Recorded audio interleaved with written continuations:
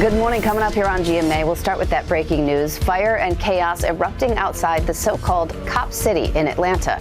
Explosives and Molotov cocktails being thrown at police officers. The FBI is now involved, and we'll have the latest from there. And yet another Norfolk Southern train derailment in Ohio. This is just a month after that toxic train derailment in East Palestine. Those developing stories and so much more right here on GMA. Ahead in our next hour at GMSA, San Antonio firefighters were able to avoid a possible collapse of a home on the city's southwest side. What we've been able to learn this morning. Plus, Congress looking to prevent another train disaster like the one in Ohio. We've got what they've got in mind for rail companies. And those who fought and died for Texas independence are being honored at the Alamo this morning. Our live coverage of this morning's ceremony continues in just moments. But right now, checking TransGuide. Roads are damp due to overnight fog and some mist. There's 410 at Harry Wurzbach. Complete coverage continues right here on GMSA. It's a Monday. We'll be back. This morning, we have an update on the race for the White House in 2024. Coming up, who's in and who's out. Also this morning on GMSA, you're looking live at the Alamo, where those who fought and gave their lives for Texas independence are being remembered for their sacrifice. Our live coverage of this morning's ceremony continues in just moments. And let's look out there with live cam this Monday morning. We're starting at 64 degrees and foggy in some areas. Live from KSAT 12. Good Morning San Antonio starts right now. And a good morning to you. We hope you had a great weekend. It is Monday, March 6th. Thanks for joining us today. It's starting off not too cool. I mean, 64 degrees, that's tolerable, but boy, do we have a beautiful weekend as far as the weather goes. It was astounding. Mike Osrey joins us now with a morning that starts out very spring-like in the sense of very mild temperatures and a lot of humidity out there. Yeah, and so it's almost kind of a dampish chill. You know, you get all that humidity that tends to conduct the heat away from your body more than dry air does. Dry air is such a good insulator. And yeah, so a light jacket, even with some of the mist and drizzle, is not a bad idea. As far as looking outside, well, look at by the airport. You can see there is some fog. Randolph has dropped even more with visibility, 2.5 miles at New Braunfels, 1.25 miles Kerrville. Stinson is dropping down a little bit more, so the fog is starting to spread into the metropolitan area. You got some fog over there, Port SA, as well as Hondo, Rock Springs, Gonzales, both just a 1/4 mile, and even some heading up into the hill country up toward Fredericksburg. So again, it's going to continue to get thicker as we go on throughout the rest of the morning. Temperatures, we are pretty steady, haven't moved that much in the past few hours. Upper 50s, mid 60s around here, anywhere from 10 to 15 degrees above normal. The humidity, which, you know, we did have some fog yesterday, but we had those slightly cooler temperatures with the high humidity, but both of those numbers have continued to go up in the overnight hours. Oak is on the moderate side, and Mold, Hackberry, Mulberry are all three low, I should say. Updated count comes out in just a couple of hours. Temperatures won't move that much in the next few hours. We are going to stay fairly steady, maybe fluctuate a degree or two, and just that little bit of kind of some mist and drizzle out there, and then we'll see more sunshine mixed in as we go in toward the early afternoon hours. 74 degrees at noon, top off at the high up to 82. So basically 10 degrees above normal, more humidity today, so you're definitely going to feel that, and just get used to it because not much is going to be changing this week. Details in just a couple of minutes. Traffic authorities, Stephen. Any problems? No, not yet, Mike. Thankfully, if we are entering the 6 a.m. hour with just a bit more traffic out there. But let's get a quick look around town. 90 there, as you can see at Loop 410. Not a lot out in that particular stretch of town, but we're going to see a lot more traffic moving along Highway 90, probably within the next 30 minutes or so. 281 there at Basse is a pretty quiet shot, but really what we've noticed is some of that overnight mist that we saw creep into our TransGuide cameras, as well as a little bit of that fog. But thankfully, it doesn't seem to be impacting the commute for drivers. 35 at Judson seems to be moving along just fine. And the same story here at 410 at Harry Wurzbach. We get you to the map, and it's going to be active construction right now is the main headline on the roadway. Thankfully, no delays just yet, but give it about 30 minutes or so, and that will change. So if you have to head out in the next few moments, I would say this is the best time to do it. Just take your time out on the roadways. If you're traveling in this early, this is what you can expect. About 28 minutes along 37 northbound from Pleasanton, and getting in from Castroville, it's a usual drive time along US 90 with 30 minutes to the Alamo City. City. And that arrival from Lytle should be within about 16 minutes along I-35 northbound. Let's get it back here on rotation 35 at Salado Creek and 1604 at Medio Creek. You could see a little bit of that fog that Mike had mentioned out there, but nothing really impacting traffic just yet. But it is getting busier, guys, so we'll have to keep a close eye on things. And we'll have updates on some of those road closures coming up a little bit later on. Mark. Stephen, thank you very much. For years, hundreds of people have gathered at the Alamo downtown to commemorate the final battle of the Alamo every March 6th. Sarah Costa is live at the Dawn at the Alamo, where the events have already started. Good morning, Sarah. Good morning. We hear someone playing the violin right behind us. Remember, this is about honoring and remembering the sacrifices made by both armies. That 1 hour, the morning before the final battle of the Alamo, you can see the events are getting kicked off right behind me. So this is a reverence ceremony presented by the partnership, the San Antonio Living History Association. I'm going to just take a listen in for a bit as they get things started. 187 years ago at this time, the Alamo fell. It was a moment that has echoed throughout history, shaping the course of our nation and defining the spirit of the people who call Texas home. As we gather here today to remember those who gave their lives, we honor their sacrifice and celebrate the strength of the human spirit. Ernest Hemingway once said, "The world breaks everyone, and afterward, some are strong at the broken places." In the end, the men who fought at the Alamo may have been defeated here in 1836, but their spirit remains strong. The fall of the Alamo was a turning point in the struggle for Texas independence. The brave defenders who fought and died here became symbols of courage and resilience, inspiring generations of Texans to stand up for what is right. They knew that they faced impossible odds, but they stood their ground, fighting for what they believed in. Their sacrifice was not in vain, and their legacy lives on today. We gather to honor that legacy and to remember the sacrifice of those who died here. We do so not just as Texans, but as Americans. For the spirit of the Alamo is the spirit of our nation. It is the spirit of those who stand up for what is right, no matter the cost. So let us remember the Alamo, not just as a battle, but as a symbol of freedom. Let us honor the memory of the defenders, and let us continue their legacy by standing up for what is right, even when the odds seem insurmountable. For as Hemingway reminds us, it is at our broken places that we find our strength. The Alamo, once a site of defeat, now stands as a beacon of independence throughout the world. But in the Lone Star State will always be revered to us as the shrine of Texas liberty. It's now my privilege to welcome Dr. Dawn Buckingham, the 29th General Land Office Commissioner for the state of Texas. Okay, you're watching live coverage at the Dawn of the Alamo. This event is, of course, describing the events leading up to the morning hour of the Alamo battle. We're going to be seeing readings, music, a wreath laying, and of course ending with a musket volley. Just keep it here on air and online. We'll bring you that live coverage of this event throughout the morning. Mark and Stephanie. And we're honored to Thank you, Sarah. This morning, a driver is recovering after losing control and crashing into a utility pole that nearly split their car in half. This crash happened just before 3 p.m. yesterday on Roland Avenue. Now, that's not far from East South Cross and South W.W. White Road. Firefighters had to cut the driver out of the vehicle.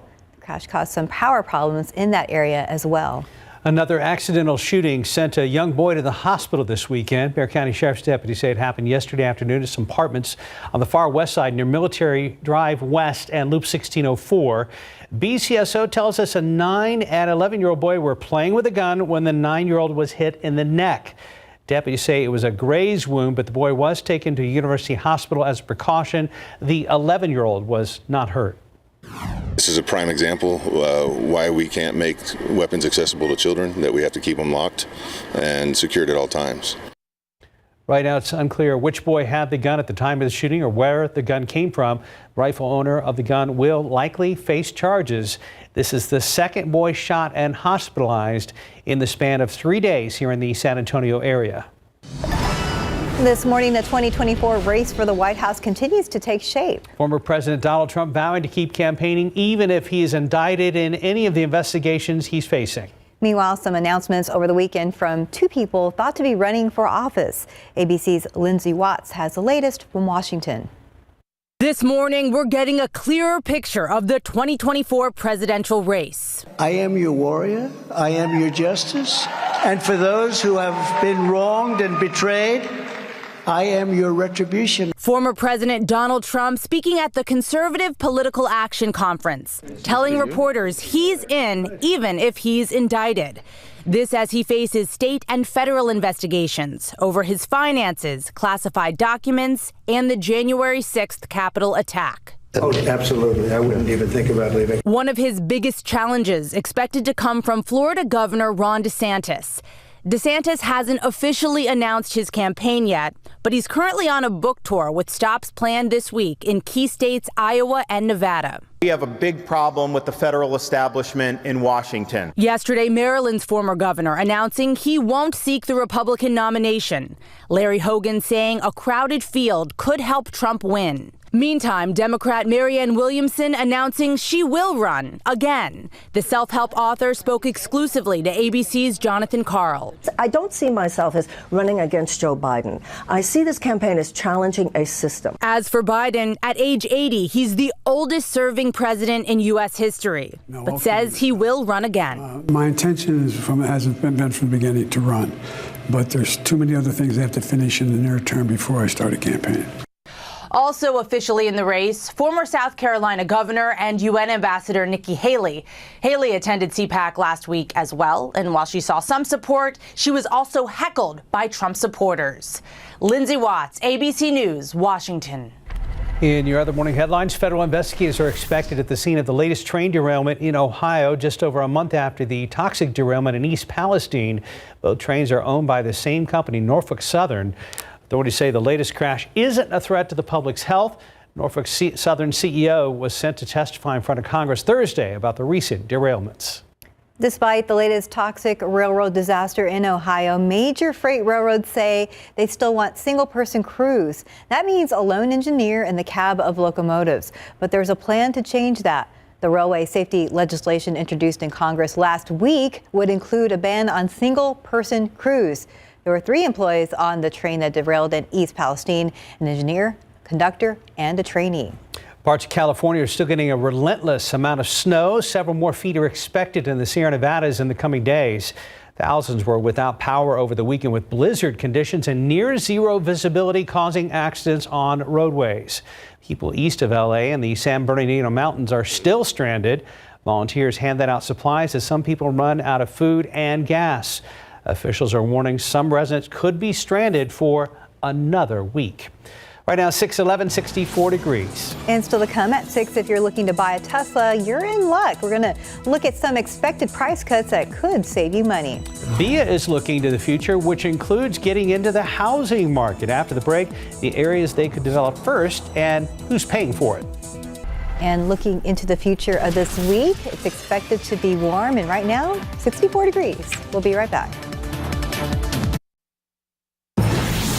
For the first time, Via is looking to get into the housing market. Via Transportation is taking steps to develop apartments and retail space at an abandoned storage building right next to the Central Via Plaza. Right now, Via is working with developer Dream On to secure private funding to develop the space for apartments and stores. Half the units will be leased at an affordable rate for people whose income is below the city's median income. Via reps believe the location will benefit UTSA and other organizations moving to the area, since Central Plaza is one of the busiest Via stations. However, the idea is up for debate. During a January board meeting, a Via board member expressed concerns about the plans, claiming only one developer has shown interest in the property over the last 7 years. If we have no experience in this field and we can't find a tenant for that facility, with all of the million boardings we have a year at Central Plaza, then how are we going to get 90% or 95% occupancy? Via claims the transit-oriented community will generate profits that will go right back to funding its services. If Dream On can secure private funding, construction would begin next year and should be done by 2026. And right now it's 6:16. Let's go ahead and check back with our Stephen Cavazos. You know, I'm looking at these TransGuide cameras, and thankfully no major issues that I've spotted here just yet, guys. But let's get a quick look and show you what we are seeing out there on the roadways. 35 at Salado Creek, it is getting busier, as you see on that TransGuide camera with both those north and southbound lanes. Seeing a little bit more traffic move through the area, and really that's what we can expect now that we're inching closer to that busy time that we all know as morning rush. But watch out. It does look like we have some sheen out on the roadways along 1604. Mike would probably say almost looks like kicking up some rooster tails, I believe. I saw some of that on the TransGuide camera there, but thankfully no major issues have been reported. So just drive safe and use some caution this morning. As we get you to the map, this is what we really have seen. Lots of green out there, but this is new. Crash just reported here along 1604 near Bandera, or I-10, pardon me, with a little bit of a slowdown taking place in the eastbound lanes as you approach I-10 from 1604. So we'll take a closer look at that, find out if we can get a shot of the conditions out there, but it does look like a slow delay is already starting to build. Let's talk about what's also happening here along 410 on the west side of San Antonio, because we will also see some bridge work happen. That's going to start a little bit later tonight and take us all the way to Wednesday, March 8th. Keep in mind, it should wrap at 5 in the morning, but what we'll see out there are full alternating closures of the main lanes in both directions right there at Valley High Drive. But tell you what, you can scan this QR code that's now on your screen, and that will take you to our KSAT traffic page. I have updated the list of the current closures for this week, so there's a full list there, so plan your commute ahead of time. But I did notice that we have been seeing some of that sheen out on the roadways, and where we've seen it most is 1604, and that's where we have our first crash reported. So we'll get a closer look and find out if maybe that's impacted the drive time there. We are connecting the dots, aren't we? All right. That's what we It's do here. real fine stuff. I mean, I didn't see anything coming in. You said you saw? I did. Okay. We did not. Yeah, it's kind of patchy like the fog is as well. And fog's getting thicker in spots as well. So if you do have school today, 63 degrees this morning. So we're just going to maybe fluctuate a degree or two from where we are right now. Fog, mist, humid out there. And then later on this afternoon, 82 high temperature. So a light jacket's not a bad idea this morning just because it's kind of that dampish cool. And then obviously you don't need one later on this afternoon. And take a look at this picture. The moon is going to be full tomorrow. It is the waxing gibbous moon.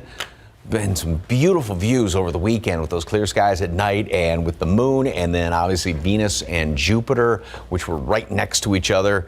Great shot there. Thank you very much for the KSAT Connect picture. All right, it looks a little murky out there by the airport. Not bad as far as visibility. Traffic's moving along very well. Kind of looks slightly damp there on the road. Visibility is continuing to drop at Randolph, and New Braunfels still holding at 2.5 miles. Port SA 3, Stinson, a little bit of fog. We got some here. Kerrville has dropped down ever so slightly as well, but this is going to continue to kind of work its way in here on the east side as it usually does there around Randolph. Rock Springs, Gonzales, quarter-mile visibility. So we keep this around for the next couple of hours. It will get thicker at times. We've got all the mist out there. The roads are damp, so just allow yourself some extra time. Upper 50s, mid 60s. So we're 10, 15 degrees above normal on average. We will have some sunshine mixed in with the clouds later on today. It's not going to be as pretty as what we had the past couple of days because this weekend was just sensational. And then we are going to see the clouds definitely thicken up as we go in the overnight hours and into tomorrow morning. And notice this flow coming in here from the southeast. That means we'll also have some mist and drizzle around here as we go on into tomorrow morning, like this morning.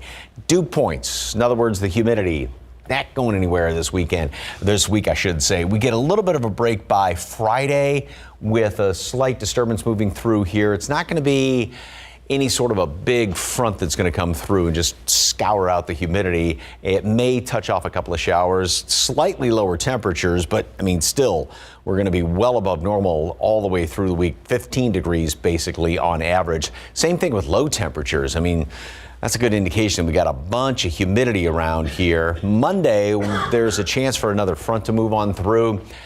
Again, still a week away. A lot can change between now and then. That's what happened last week, looking at fronts this week, which sort of kind of dissolved, if you will. 74 degrees today at noon. Partly sunny skies. High temperature, 82. Light jacket this morning just because of that damp mist and drizzle out there, and then won't need it by the afternoon. Same thing tomorrow. Mist drizzle starting off, some fog, and may even have a little bit left over on Wednesday. Almost identical days each and every day, and then even going into Thursday, but a slight chance for a shower on Thursday as well as Friday. Not a great chance of rain, and then this weekend looks better warm, sunny, and one less hour this weekend. I'll let you all explain. I don't like talking about this. So. Set your clocks forward 1 hour before you go to bed Saturday night. We will plan accordingly. For daylight yuck saving time. Saving. Oh, yeah. I like that. It's appropriate. Perfect. Way to upsell it, Mike. 622, 64 degrees. And some folks are saying, yay. Woo. I mean, I don't know. We'll see. Just ahead before 6:30, Amazon is looking to close some of its convenience stores across the U.S. We're going to take a look. Why? Next. Moderate to severe eczema. It doesn't care if you have a date, a day off, or a double shift. Make your move and get out in front of eczema with steroid-free Sabinco. Not an injection, Sabinco is a once-daily pill for those who didn't respond to past treatments. And it's proven to help provide clearer skin and relieve itch fast. Sabinco continuously treats eczema whether you're flaring or not.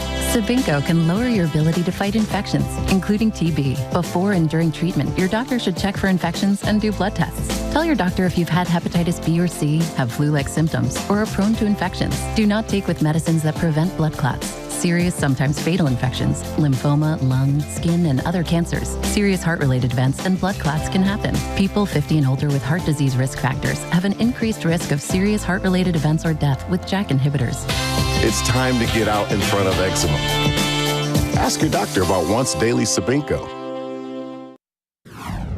In your morning consumer headlines, Tesla has slashed the price on some of its cars again in an effort to boost sales. Model S sedans have been marked down $5,000, and the cost of the Model X SUVs is down $10,000. Amazon is closing 8 Amazon Go convenience stores. Half of them are in San Francisco, and 2 each are in Seattle and New York. Amazon says it remains committed to the cashier-less stores idea. Despite the closings, most of them will close on April 1st. So they didn't really say why. They're just making the decision. Just making some cuts. 626, 64 degrees. And still ahead at 6:30, a new month means another chance to get some spring cleaning done around the house. How you can get started. And up next, remember the Alamo takes on a special meaning today as those who fought and died for Texas independence are honored this morning. Our live coverage continues after this. And let's look out there with TransGuide, looking at a big backup there at Loop 1604. We're going to be checking in with our Stephen Cavazos very soon.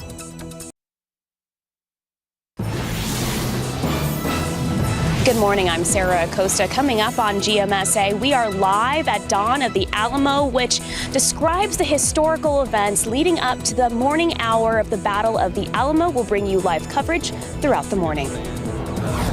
And outside with live cam, fog and mist has been a problem now for several hours, and it is starting to show up on the roads as far as the wetness. We'll talk to Stephen Cavazos and see if there are any traffic troubles coming up.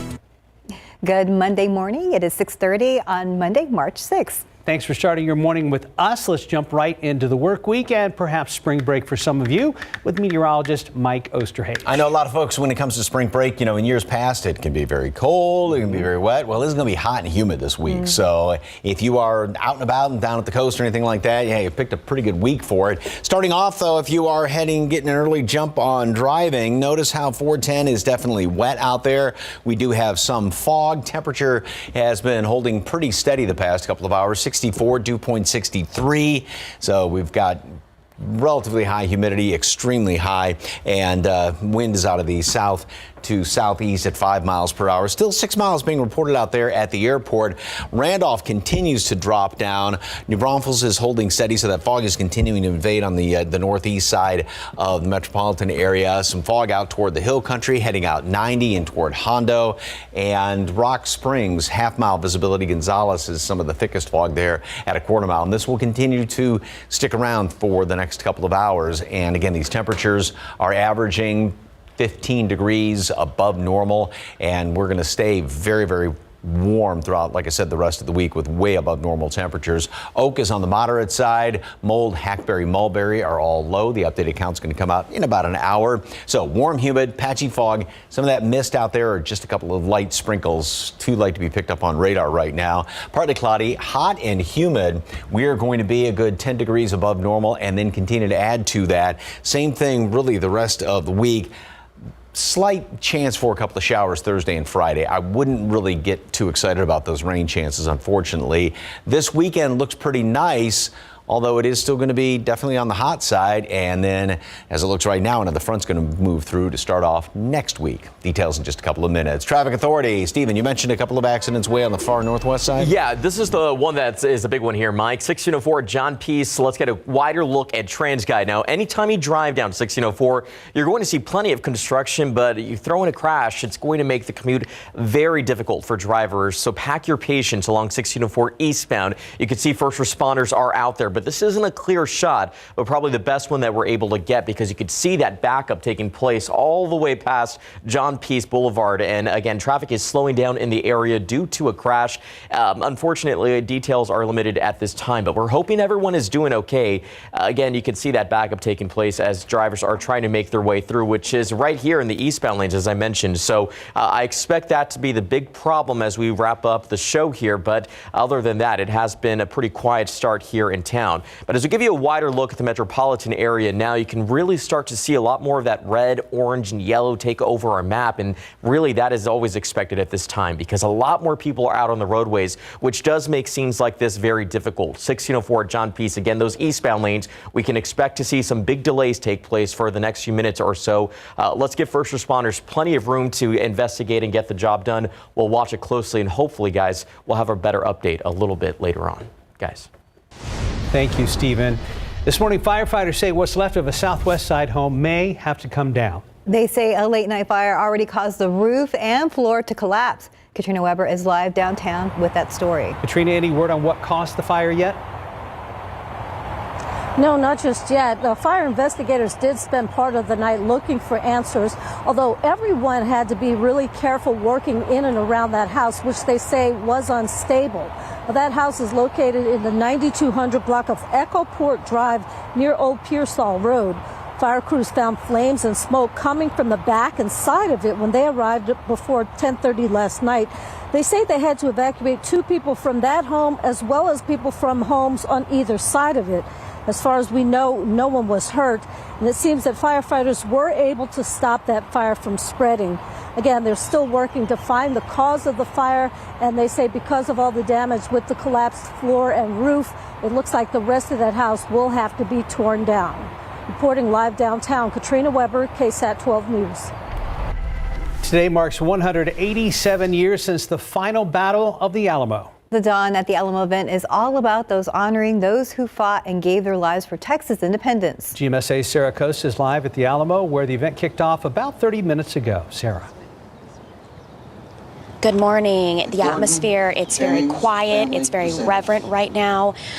Those events started at 6 o'clock this morning. I'm going to step out and let you guys just kind of watch and listen. What you're looking at now are the direct descendants of those who fought and died here at the Alamo of both sides. They are laying wreaths. So I'm just going to be quiet now and so you guys can kind of just listen in. Jonathan Lindley, family descendants.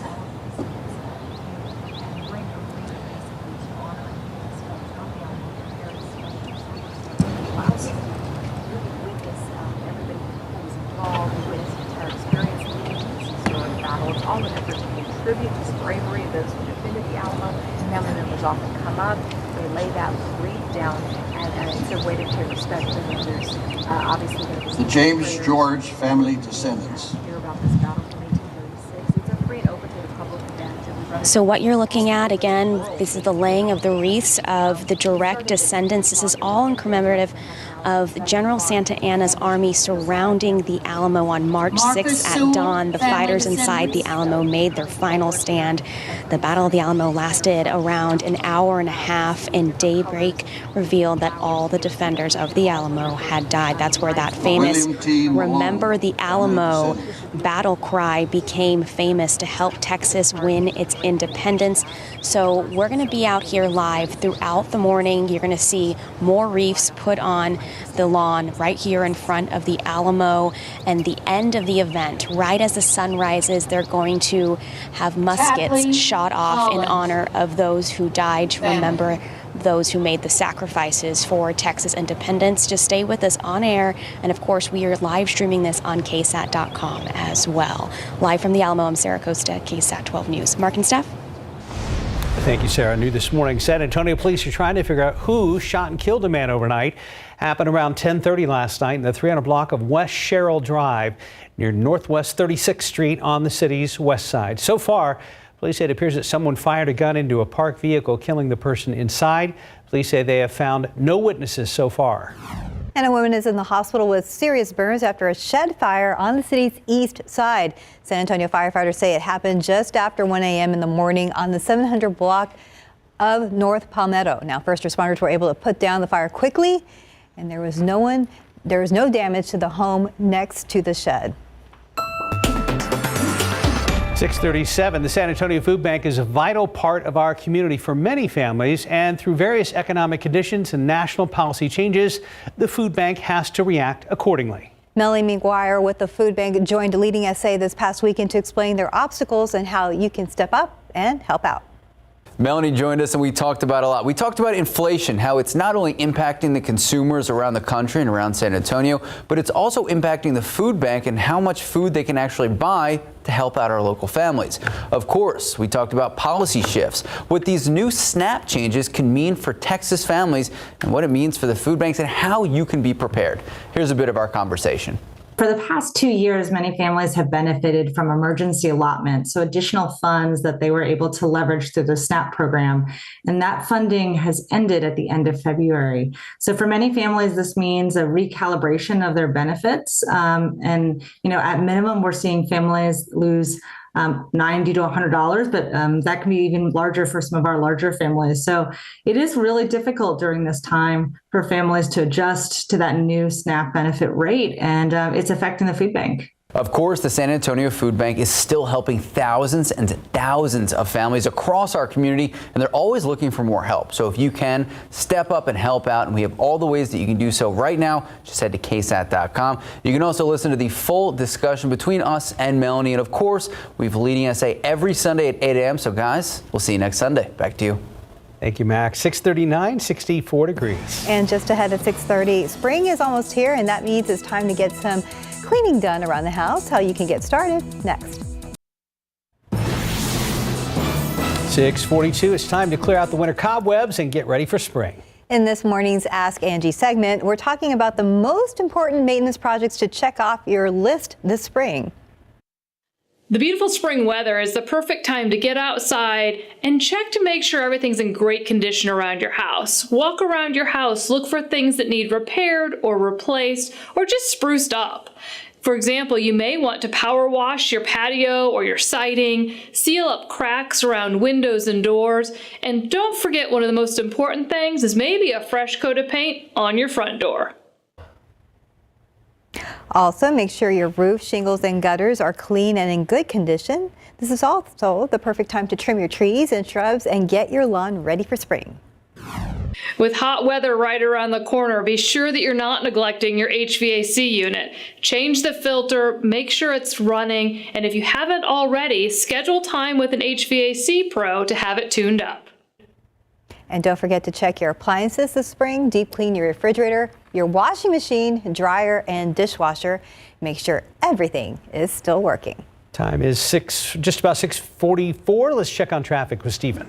Hey, good morning, guys. Well, we have been tracking this issue here along 604 at John Peace. Let's get a wider look because earlier you saw plenty of flashing lights out there, and now it does look like things may have cleared up. I do have to get our friends at Transcat on the phone to see if we have a better update out there, but you can see traffic is moving, but still a little bit too slow in the area this early in the morning. Let's get you to the map, and really where that buildup and that issue took place was here along 1604 eastbound at John Peace Boulevard. And we're still seeing that delay, and I expect that to linger around a little longer now that we have entered morning rush. So just take your time this morning, and anytime you see those flashing lights, make sure move over or slow down. Let's now give you a wide look at the map, and really this will be the story that we're going to tell for the next hour or two because a lot more red taking over the screen there, and you can see that along US 90 as you're approaching the 1604 as well as 35 southbound heading in from Live Oak. And that's because it's morning rush. We're getting a lot more folks out there, but you have to be on the lookout because Work will continue throughout the day and well into the evening. As a quick reminder, bridge work will happen later tonight around 9 and take us all the way up until tomorrow morning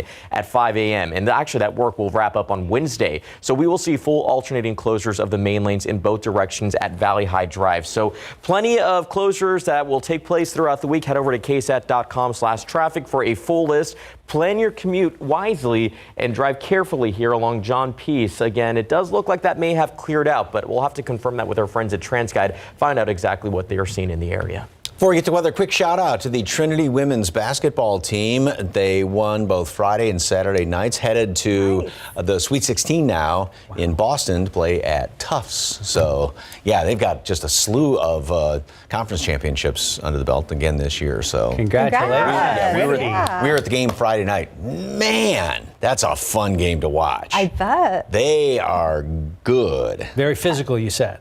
Yeah, they're and noisy. I would not have wanted to be the opposing team. Yeah, so. Extremely well coached team. I know the coach, so I'm out there. So anyway, hey, there is a nice shot of a lone bluebonnet out there in Universal City. It's a great picture there. Can't wait to see the pictures y'all send in of the fields of bluebonnets around. Today's not a good day to go out and take pictures. Look at the fog settling on in here. The road is definitely damp out there at the airport. Randolph has now dropped to just 3/4 mile, so it's been getting thick. It was holding off for a while and then just continued to the bottom dropping out basically as far as visibility. Port SA down to 3 miles, to Kerrville, 2.5. It's been holding steady there in New Braunfels, but just watch it because this will continue to thicken up, and I won't be surprised if it drops down to less than a mile out there at the airport within at least about an hour. 1.25 mile visibility, Rock Springs, that's improved a little bit. Same thing, Victoria, Gonzales, just like Randolph is down to just 3/4 mile visibility. Dew point temperatures, measure moisture in the atmosphere, how we figure out relative humidity, have gone up a good 15, almost 20 degrees just compared to this time yesterday. Yesterday we did have some fog as well, but we had some cooler temperatures. And now temperatures and the fog, and the humidity, have been kind of increasing neck and neck in the overnight hours. And that's why, again, we have that fog and some of that mist out there. 62 will end up this morning and then get up to 74 degrees at noon. A little bit of sunshine. We keep the fog around for the next couple of hours. So for the entire morning commute, we are going to have more fog out there. And then 82 for a high temperature today, sort of a mixture of sunshine and clouds. About 10 above normal with a lot of humidity out there. This computer model does tend to clear things out somewhat this afternoon. Not completely clear. We'll keep a few of the clouds hanging around here. Then we see the clouds return overnight. The moisture continues to pump back on in here. More mist and drizzle and fog around tomorrow morning. Satellite. You can barely make out some of those low clouds hanging around here. And then up there to the north and northeast of us, up around the Great Lakes, huge storm system up there. Bunch of snow, and for us, we keep this flow coming in here sort of almost straight west to east flow in the atmosphere. This is the dividing line between the colder air up there to the north and the very warm temperatures that we have around here. Notice how this thing doesn't really change all that much. What's interesting is last week it had looked like there was going to be a huge trough moving through here, which would really pull down a big chunk of cooler air. Well, this would be that little bit of cooler air that tries to come on in here as we go on into the weekend, at least on Friday. But right now, things are not looking like it's going to be cooling off all that much. Another front's going to try and move through here on Monday, and that will get us slightly cooler by the first part of next week. So 74 degrees today at noon, partly sunny skies. High temperature makes it all the way up to 82. Again, sort of a mixture of sunshine and clouds. A lot of humidity out there. And then tomorrow, pretty much the same thing. We start off the same, and then we get up into the mid 80s. Likewise Wednesday, and then, I jumped past it again. Let me go back there, get to that 7-day forecast, and we are going to continue to see temperatures stay.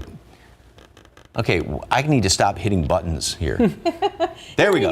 Okay, take that from me. There, now we're going to stay. That's good. It's a little reaction on my thumb there. Anyway, Thursday, Friday, a couple of showers around, and then a good looking weekend. Don't forget to set your clocks forward before you go to bed Saturday. So. Yes, a good reminder. You're good. Oh, you're the expert. Keep the remote. So. All All right, I think we're going to look at the Alamo here momentarily. You guys want to do this here? Let's go live to Sarah Costa. Sarah? Hey, good morning, Mark and Steph. So this is the end of the Dawn of the Alamo ceremony. Right now, you're hearing a prayer done in Spanish. I'm going to get out of the way because shortly after this prayer is done, they're going to have a musket rally to kind of commemorate and wrap up this event. So the wreath laying just took place on the lawn in the front of the Alamo. Dawn of the Alamo describes the events leading up to the morning hour of the Alamo battle, which includes the readings which you're listening to now, music, wreath laying, and that musket volley. On March 6th at dawn, the fighters inside the Alamo made their final stand.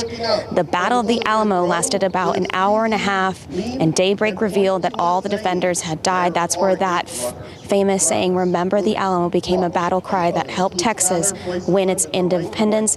So we're going to go ahead and take a listen to this final wrap up of the event. During the present campaign, delivered their bodies to the ferocity of their enemies, who barbarously treated as beasts, were bound by their feet and dragged to this spot, where they were reduced to ashes. The venerable remains of our worthy companions are witnesses. I invite you to declare to the entire world, Texas shall be free and independent, or we shall perish in glorious combat. Colonel Juan N. Seguin, Commandant, San Antonio, Bear, Texas, Army of the Republic of Texas. And now, please join us in a moment of silence to remember these brave men.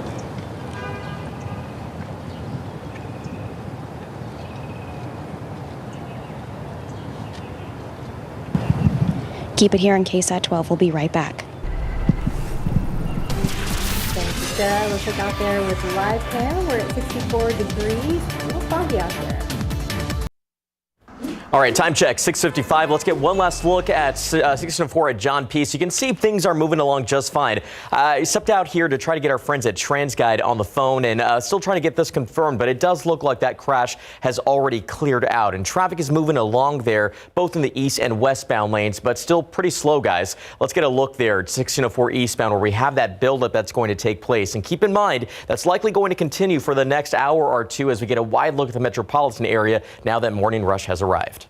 Got some fog around here, damp roads. Take it easy if you're heading on out this morning. Visibility is down to 3/4 of a mile there at Randolph. It's dropping somewhat New Braunfels, also at the airport. The fog will get thicker in the next few hours. Temperatures are holding steady, and we are going to be up to 82 later on today. Very warm, very humid, 10 degrees above normal, and we are just going to stay way above normal, 10, 15 degrees across the board all the way through the rest of the week. A little bit lower temperatures, maybe a couple of showers Friday and late Thursday. Thank you, Mike. And we leave you with a live look of the services wrapping up at the Alamo.